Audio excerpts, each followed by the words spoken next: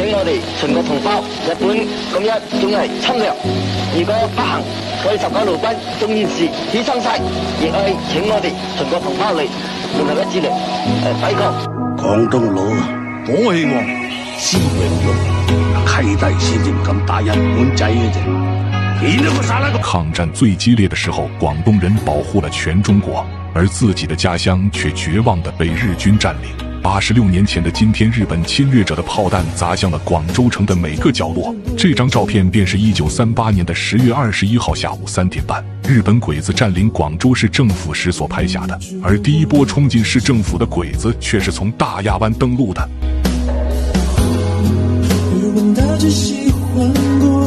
隨着廣州的快速淪陷，本來抗戰形勢就危急的中國更雪上加霜，因為丟失廣州就失去了重要的國際物資補給線，這個結局足以影響到全國戰局。隨後10月25號，武漢也宣告淪陷，全國抗戰開始由戰略防禦轉入戰略相持階段。看着鏡頭裡這令人心痛的一幕幕，仿佛就像是剛剛發生在昨天一樣。日本人肆無忌憚地踐踏着我們的國土，卑劣無恥地殘害着我們的同胞，他們對廣州無差別式的轟炸，是經歷了那場浩劫的廣東人內心深處永遠無法縫合的傷痛。日本人的飛機日夜不停地輪番轟炸，給心靈造成的傷害伴隨了無數廣東人的一生。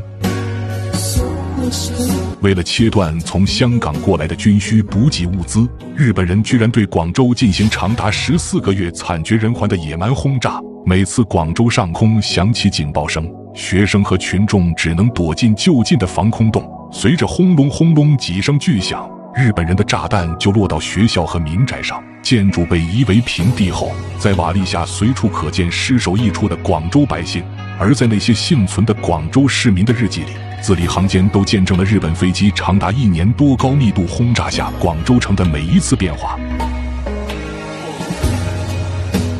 一位姓杜的老先生在日記中寫道：1938年的7月，我報名前往清遠參加國民革命第4路軍修築國防工事，因為當時軍隊判斷鬼子會從北方南下攻打廣東，所以提前在粵北一線大修防禦工事。可是萬沒想到鬼子居然從惠州方向登陸，不花什麼力氣就佔領了廣州。而當鬼子打過來的時候，我們的工事都還沒有修完。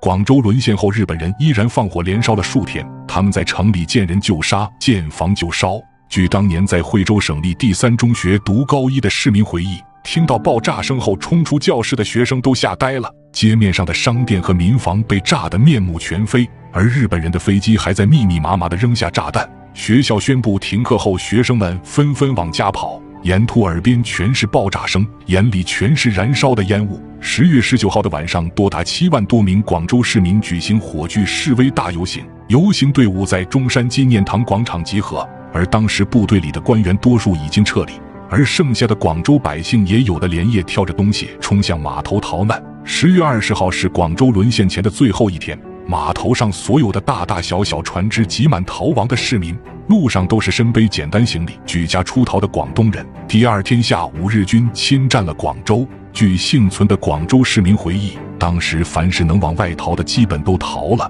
廣州這座原本很熱鬧的城市瞬間變成了鬼城，最繁盛的街道全被炸成瓦礫。文化街的永漢路和惠愛路每隔10來米就能看到無法分辨面目的遺體，以及被炸成各式各樣的人體組織。當微風吹過廣州的上空時，空氣裡充滿了濃烈的火藥味和血腥味。